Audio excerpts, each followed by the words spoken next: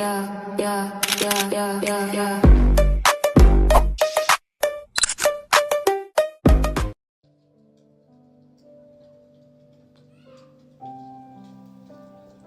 وسهلا فيكم ببرنامجكم بودكاست بريماس.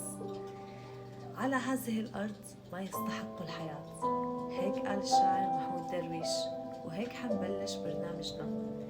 رح نتعلم من الناجحين كيف بلشوا من الصفر، وحنكون مع ناس عرفوا كيف يأسسوا حالهم وكيف يطوروا حالهم، ومن إنجازاتهم حناخد عبر شلون بلشوا بهاي الحياة، وحنضيف نحن من عنا إنجازات لحتى نبلش بهاي الحياة.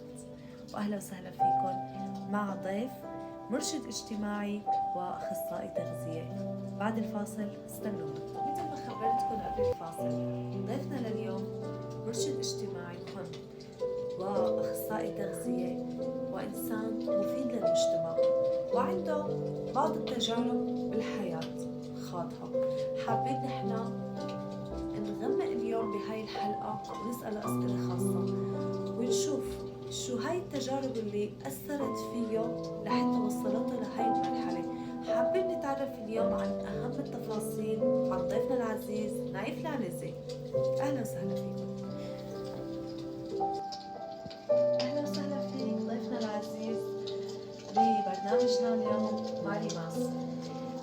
حبينا اليوم نستضيفك لحتى نعرف عنك شوية معلومات عن تجاربك بالحياة، وحبينا كمان نسألك شوية أسئلة خارج نطاق شغلك، يعني عن الحياة الخاصة. فإذا هذا الشيء بيسعدك إنك تشاركنا كيف تجاربك بالحياة. يا هلا وسهلا فيك، تشرفنا فيك.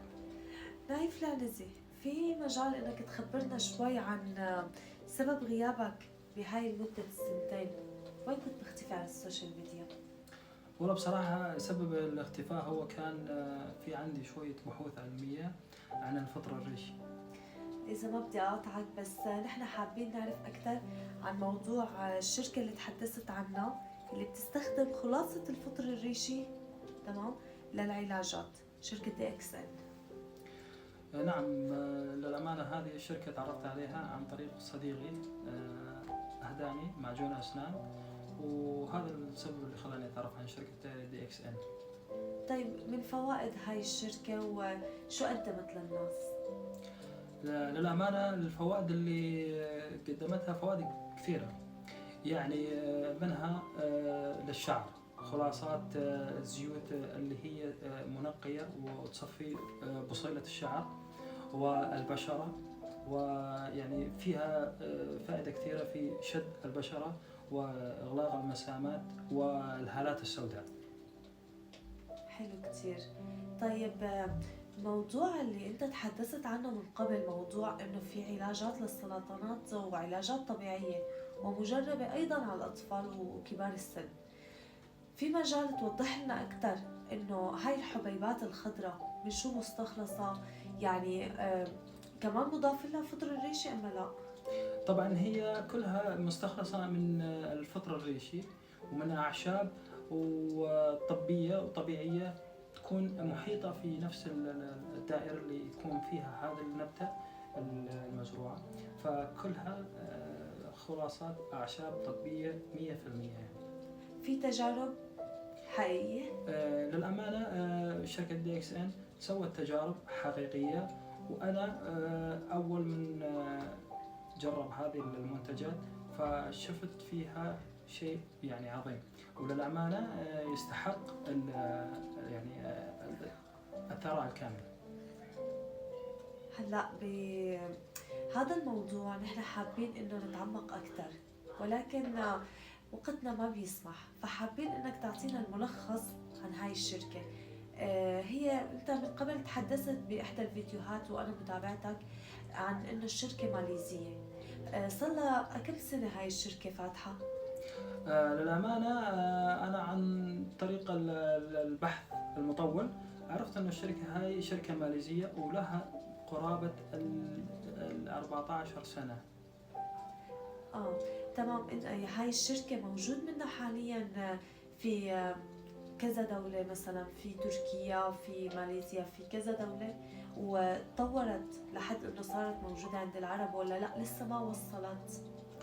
للأمانة الشركة هي ماليزية بامتياز، لكن في لها أفرع ممتدة في تركيا، وأفرع في المملكة العربية السعودية، ودولة الإمارات المتحدة، وفي ألمانيا وهولندا. يعني حتى ببلاد الغرب وصلت هاي الشركة. نعم، وهي شركة قديمة، لكن هي ناشئة من 7 سنوات. أستاذ نايف، نحن سمعنا انه فيك تستخدم هاي المنتجات للاطفال، ومن بين هاي المنتجات الكاكاو، ومن بين هاي المنتجات سمعنا انه في اندومي، سمعنا انه في عدة اصناف، ومن بيناتهم نعناع الزاهي كتير كمان نحن جربناهم، حضرتك جبتهم لهون وجربناهم نحن، يعني غير انه النكهة طيبة، حدثنا عن الفوائد. طبعا هذه المنتجات آمنة ومجربة، وفينا نستخدمها للأطفال يعني، وفيها فوائد كثيرة يعني. أي فائدة حبيتي تتكلمي عنها نعطيك إياها. مثلا عندك الحنجرة والسمع، هذا شيء مفيد كثير لها، والمري. طيب أستاذ نايف، إذا نحن حبينا إنه ننضم لشركتكم، يعني شو بتنصحنا؟ أول إشي يعني مدة مثلا تدريب، أول شغلة. إذا حبينا مثلا ننضم لشركتكم، شو بتنصحنا مثلا نتعلم؟ والله شوفي، للأمانة أنا طبعا الشركة هي أنا عضو فيها، ولكن ما كنت في اللجنة مؤهل إني أكون عضو في اللجنة، لكن أنا عضو فعال إن شاء الله فيها. وأنا أنصح إنه الناس تقدم أول شيء تدخل كأعضاء فعالين، ومن بعدها على حسب أداء يعني العضو اللي معنا إن شاء الله بيتطور ويتقدم إلى الأعلى. يعني أنت بتشجع الناس على إنهم ينضموا معاكم، ولا بتشجع إنه يتعلموا بالأول؟ يعني فترة زمنية مثلا 6 شهور 3 شهور، أنت شو بتحفز إنك تشجع الناس؟ أنا أشوف أفضل شيء إنه يدخل دورة لمدتها 3 أو 4 أشهر، ومن بعدها ينضم.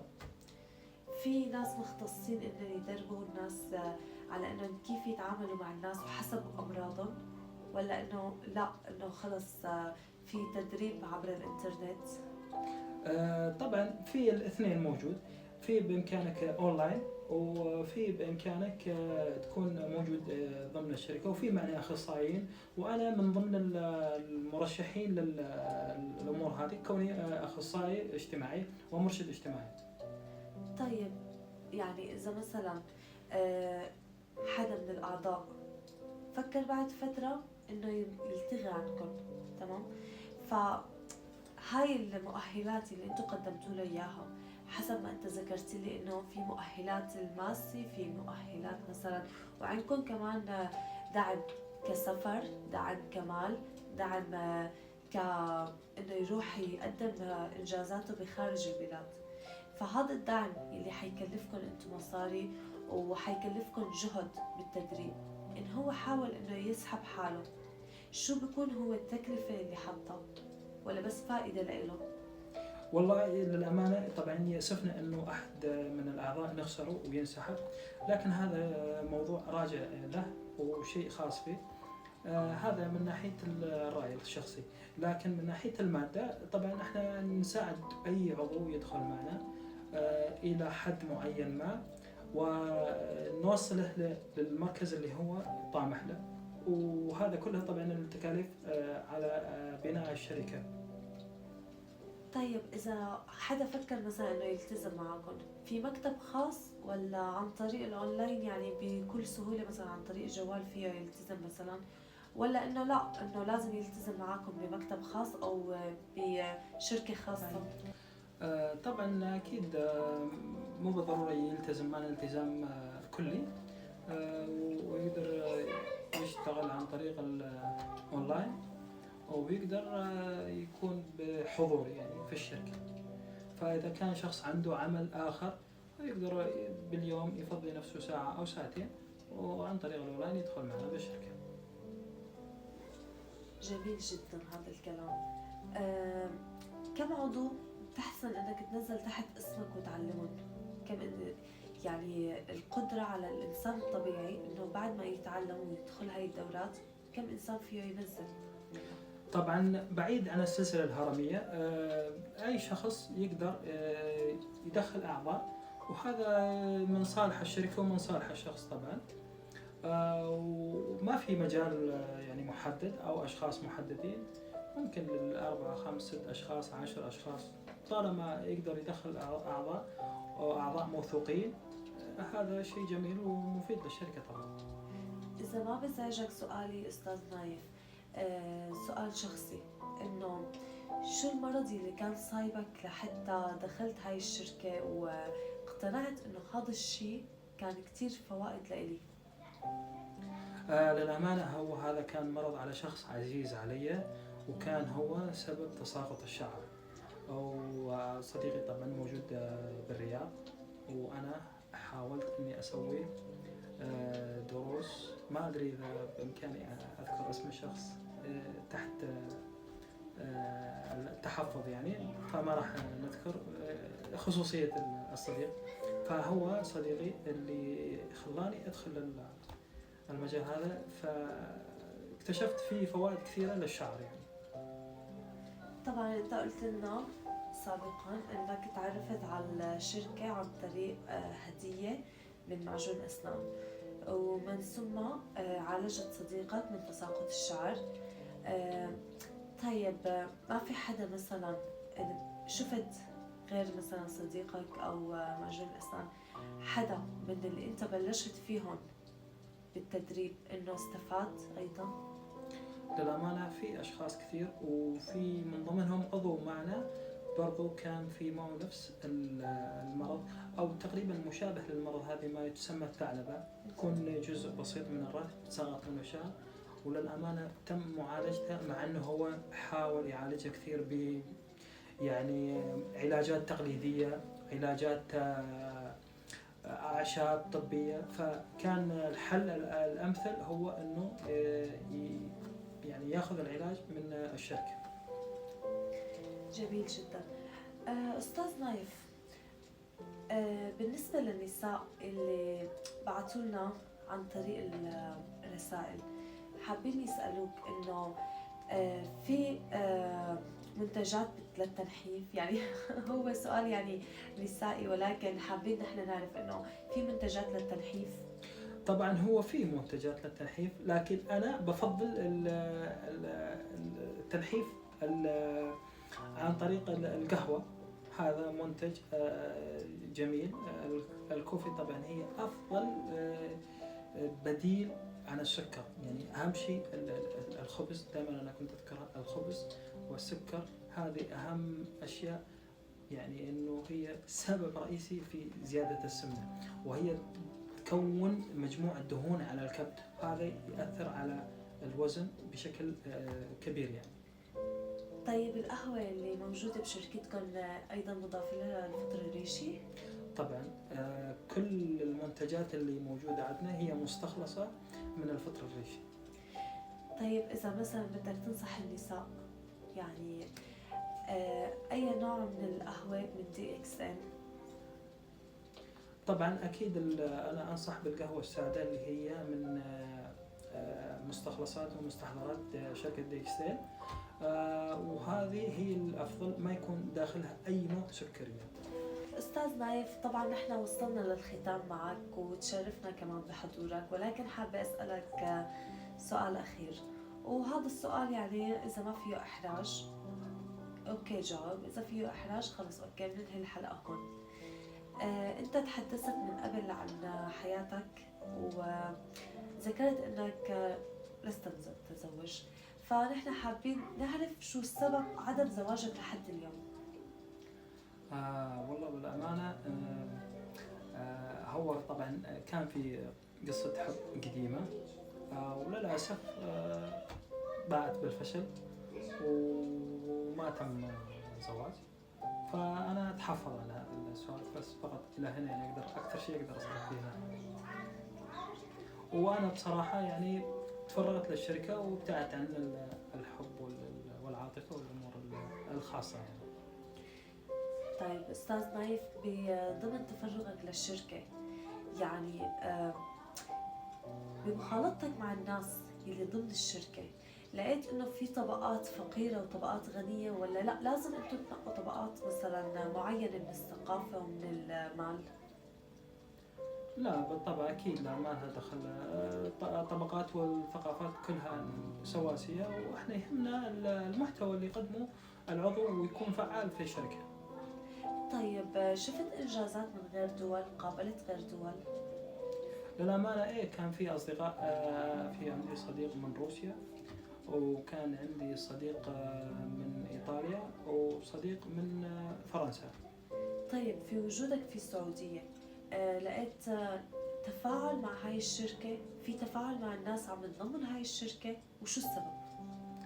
طبعا كان في إقبال ما شاء الله، يعني الشباب السعودي في عندهم إقبال على الشركة، وفي تفاعل وحب العلم وحب الثقافة والاطلاع، ويعني دائما الريادة موجودة لدى الشاب السعودي. ما شاء الله. طيب في وجودك في تركيا لقيت نفس الطاقة ولا لقيت أقل؟ طبعا سبب اختياري تركيا كان هو مجموعة أصدقاء من ضمنهم ذكرتك أصدقاء روس وفرنسيين، فكانوا متواجدين في تركيا، فأنا حبيت أختار تركيا، وأنا شفت إنه كلها من يعني من ارتفاع إلى ارتفاع يعني. جميل جدا.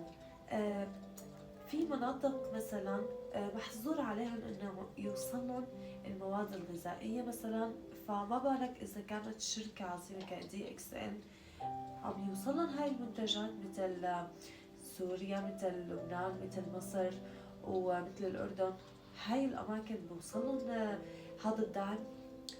طبعا شركة ديكسل في إلها مندوبين في كل الدول النامية والدول التي يعني عاصرت حروب، من ضمنها سوريا والأردن واليمن وليبيا فلسطين. فكل الدول هذه ذكرتها في مندوبين، فنقدر نوصل لهذه الدول إن شاء الله وبكل أمانة. جميل جدا. أستاذ نايف، إذا حابب تضيف أي معلومة نحن نكون مثلا تخطيناها قبل ما ننهي الحلقة معك. طبعا المعلومة اللي حاب أضيفها هي اللي هي الاستفادة من شركة ديكسل، واللي هو الفطر الريشي.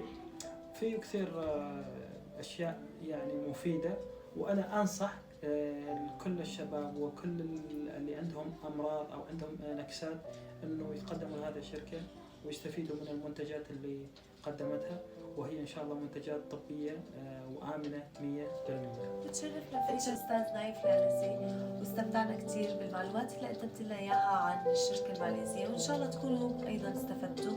واستنونا بحلقة جديدة من بودكاست ريماس مع ضيف جديد إن شاء الله.